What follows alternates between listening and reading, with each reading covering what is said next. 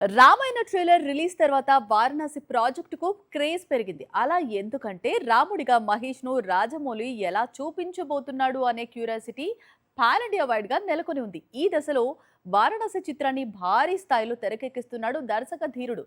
కేవలం ఒక సెట్ కోసమే దాదాపు 250 కోట్లు వెచ్చించాడట. ఏప్రిల్ 7న వారణాసి చిత్రం విడుదల కానుంది. అయితే ఏప్రిల్ 7న రాజమౌళి మామూలు చిత్రాన్ని విడుదల చేయడం లేదు. ప్రపంచ సినిమా నివ్వెరపోయేలా తన చిత్రాన్ని తీర్చిదిద్దుతున్నాడు. ఎందుకంటే వారణాసి షూటింగ్స్ షెడ్యూల్స్ చూస్తుంటే ఈ విషయం ఇట్టే అర్థమవుతుంది. హైదరాబాద్ లో ఇటీవలే కీలకమైన షూటింగ్ షెడ్యూల్ ఒకటి పూర్తి చేశాడు రాజమౌళి.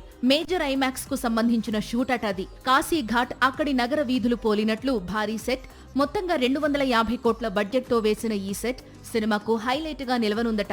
ఇక కెన్యాలో ఒక షెడ్యూల్, అంటార్కిటికా ఖండంలో మరో షెడ్యూల్, ఒడిశాలో మరో షెడ్యూల్. ఇలా కొద్ది రోజులుగా రాజమౌళి వారణాసిని వివిధ లొకేషన్స్ లో యాక్షన్ సీన్స్ చిత్రీకరిస్తూనే ఉన్నాడు. గ్లోబల్ లొకేషన్స్ తో పాటు గ్రాండ్ విఎఫ్ఎక్స్ తో కూడిన విజువల్ వండర్ గా వారణాసిని మార్చేందుకు రాజమౌళి అన్ని విధాలా ప్రయత్నిస్తున్నాడు. ఇందుకోసమే ఈ సినిమా బడ్జెట్ దాదాపు 1400 కోట్లు దాటిపోయిందని సమాచారం. తెలుగు సినిమాకు సంబంధించి ఇదే అత్యధిక బడ్జెట్ అని చెప్పవచ్చు. మొత్తంగా మరో 80 రోజులు చిత్రీకరణతో వారణాసి చిత్రీకరణ మొత్తం పూర్తవుతుంది. ఆ తరువాత రాజమౌళి ఓ వైపు పోస్ట్ ప్రొడక్షన్ పనులు, ఇంకోవైపు ప్రమోషన్స్ పై ఫోకస్ పెట్టనున్నాడు. ఈ చిత్రంలో మహేష్ బాబు డబుల్ రోల్ చేస్తోన్న సంగతి తెలిసిందే. ఒకటి రుద్రుడిగా, మరొకటి రాముడిగా కనిపించబోతున్నాడు.